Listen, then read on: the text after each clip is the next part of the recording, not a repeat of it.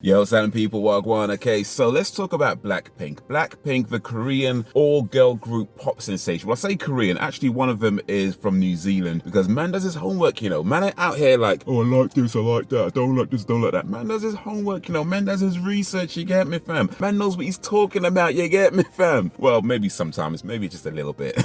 But yeah, BLACKPINK, they just released their debut album, which is not actually their debut album. They had an album out back in 2018 called BLACKPINK in Your Area. However, that album was only ever released in Japan. This is their first album that's released everywhere else, right?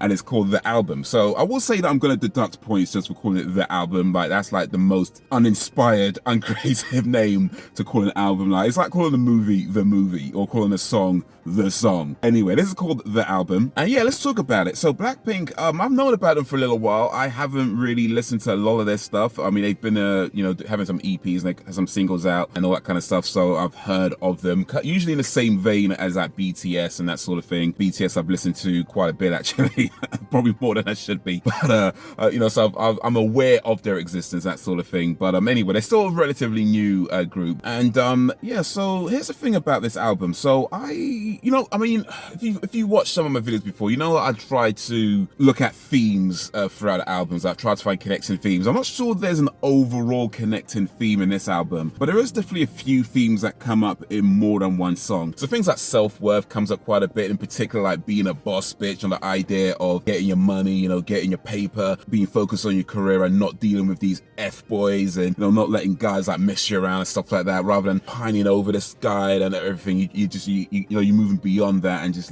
being a boss within yourself. That theme kind of comes up throughout a few songs. Also, and before I say too much, actually, I should point out that this album is actually both in English and Korean. And although I don't understand Korean, I do believe that you don't need to understand it in order to understand it. That being said, I don't understand Korean. So I'm pretty sure, I'm pretty positive that there are a lot of context and a lot of nuances that I am completely missing. So everything I say probably should take with just a kind of a big pinch of salt, because I could be just like way off base. I could be way off base. But yeah, I did feel like sexual liberation was kind of a theme throughout as well, like the idea of getting what you want from a man, but not necessarily conforming to the idea of what society kind of deems an appropriate relationship. And also with the last song on the album, You Never Know, that seemed to deal with the idea of just not making assumptions about people. I mean, so this band's been around a little while. They've been popular for quite a while as well. With that comes people making various assumptions about who they are, what type of people they are, and perhaps with some of the songs they sing, people assume that they must be a certain type of way. But this kind of addresses that, just saying, look, you don't know me, you don't know what I'm going through until you walk in my shoes. You have no idea about what I'm about. So I mean, there's a line in the song where she talks about waking up in her bed and wondering whether she can get up and pretend. So I think that's like the idea of performing, being what people want you to be, but she doesn't really want to do it. So she's wondering that, wondering, should I do this again? Because maybe that would be easier, right? But I think ultimately she knows that she needs to be herself, and whatever people may think of her is like, look, I know who I am and I need to be who I am. And you may have these assumptions about me, but I'm going to be me, and you don't know me until you walk in my shoes. Unless you're doing what I'm doing, unless you're going where I'm going, you don't know me. Unless you're on the same path as me, you don't know what we're going through. But yeah, so let's talk about these songs though. So the first song is called How You Like That, and I feel like this is to do with like moving on from a relationship, in particular like a deadbeat guy. Like she maybe was with this guy who wasn't maybe doing so well, as kind of an arsehole maybe, and she's moved on from that, and then maybe they're seeing him later on. There's a part where she's saying like, look at me and I look at you, and I look at me, look at me, and I think what she means by that is, I've moved on from this. I'm up here now, you're still doing all this like dumb nonsense stuff. We're not the same. We're not on the same road anymore. So like, that's her past. Her present is better now. So it's like, look, I've moved on. I think there's somewhat of an encouragement for ladies to kind of like not let certain types of guys, like certainly these deadbeat kind of guys, like bring you down. Like, yeah, you may fancy them, you may like them, you may even be in love with them at one point, but it's like when you realize that they're no good for you, you gotta move on from that and step up. Get that bag, get that money, get all of that.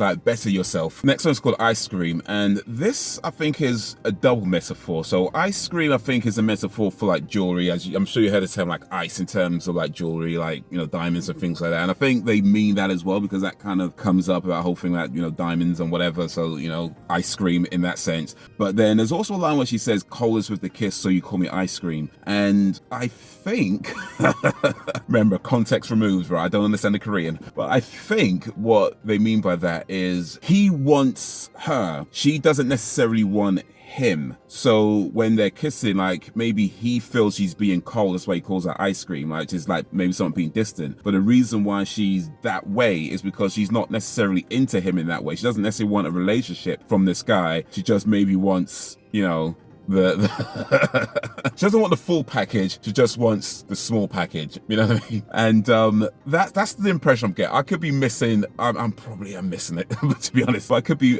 missing that completely, but that's the impression I got from this song. It's somebody that is into her, but she's not maybe as into him as he is into her, but you know, she's gonna let him double dip because she knows he likes her. So I'm gonna skip a few songs for a moment though, because like there's another song on this album called Lovesick Girls, and in that song it feels like she's talking about wanting love but still not necessarily wanting a relationship. She says, "We're born to be alone, but why are we still looking for love?" Maybe in this part of their life, it's like they're focused on their career, they're focused on, you know, doing all these things that they really want to do, that they're passionate about, and because of that, they like feel like they're not necessarily in a space where they want a relationship. They just want, you know, the ship. But then with Lovesick, it kind of feels like, although that's what they want, they're yearning for this love. So there's somewhat of a confliction there, and I feel like that's perfectly normal, especially when you're younger. We are, as humans, not just one thing. There's going to be times where we want this, but we're going to be looking over there, and it's just how it is sometimes, whether it's temptation or whether it's, you know, fear of missing out or whatever it may be. There's times in our lives where we say we want this and we focus on this, and we're in our minds like, yeah, we want this, but then our eyes are kind of wandering over to that thing. So I feel like that's just a normal thing that people go through in terms of going through life. It's not, I mean, yes, it is contradictory, but it's not contradictory in a way that you don't know what you want. It's more contradictory in a way that is how human emotions work. It's not logical. You know, love, hate, all these emotions, they're not logical. It's just how we feel, and we can only really deal with how we feel. So I feel like they're in this space in their life right now where they're focused on their career, and because of that, logically, it doesn't make sense to be in a relationship. But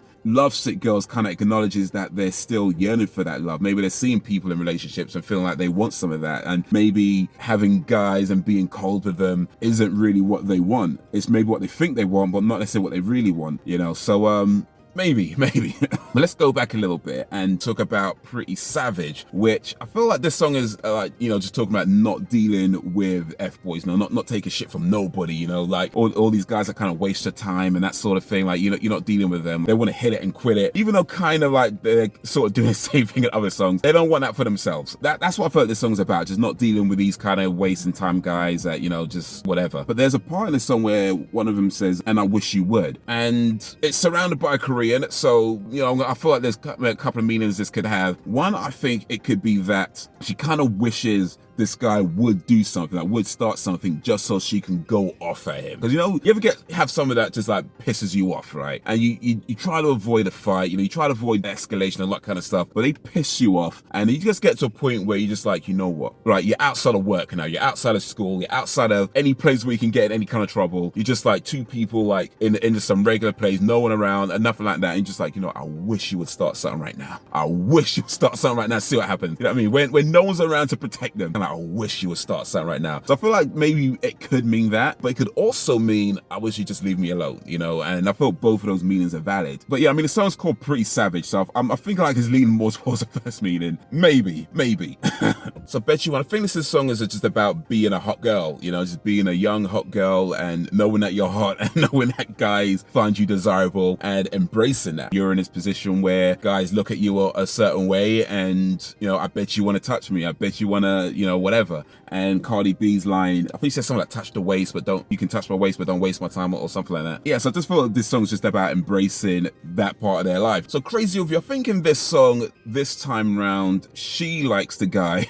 Before it was maybe like the guy was into her, she's not into him as much. I think in this song, she likes the guy. And I guess it's one of these situations, you know, some people that don't necessarily fall in love a lot, but when they do, they fall hard. And I think that's what this song kind of references a little bit. Like, she is, when she likes a guy, she wants that guy to herself. Like, she's willing to go into crazy bitch territory for this guy. Like that episode of The Fresh Prince, old school reference for those who know, you know. But the episode of Fresh Prince where Will goes on a date with his girl, she's like, you don't talk to no other girls, don't look at no other girls. But yeah, I feel like she's the crazy bitch in this relationship, and she's just like, she knows she's the crazy bitch in this relationship. There's a line in someone, she says, I'd have enemies as long as you're into me. Which is a sick line, by the way. But I think it kind of, you know, shows her mindset. Like, she just sees people as enemies as long as like they're together, as long as they're a thing. She sees everyone else as an enemy. So she has to, you know, she'll cut a bitch, you know what I mean? She'll like boil a rabbit and leave it on your stove when you come home from work. It's like, what? Another old school reference. If you know, you know. Drop it in the comments if you know. And then Love to Hate Me, which I think again is about not dealing with people that just waste your time. You know, she says that you're not worth my love if you only love to hate me. So she doesn't want to deal with the negativity. She doesn't want the drama, you know, doesn't want any of that. There's a bit where she says, wake up, yeah, make up, maybe, I need you, nah. No, so it's kind of acknowledging that she doesn't need any of this nonsense. You know, she's just done with it, doesn't want to deal with it. It's not, that's not where she is anymore. And right now she's more sort of focused on self, putting herself first, putting her happiness first, which at this point in life is about, you know, her career, about, you know, doing what she loves to do, and, you know, getting that money, getting that bag, y'all, getting that bag. So yeah, I think there's definitely a few themes that come up throughout the listening experience, you know. And I think this album is very much a representation of who they are at this moment in their lives, where they are kind of focused on their careers and, you know, progression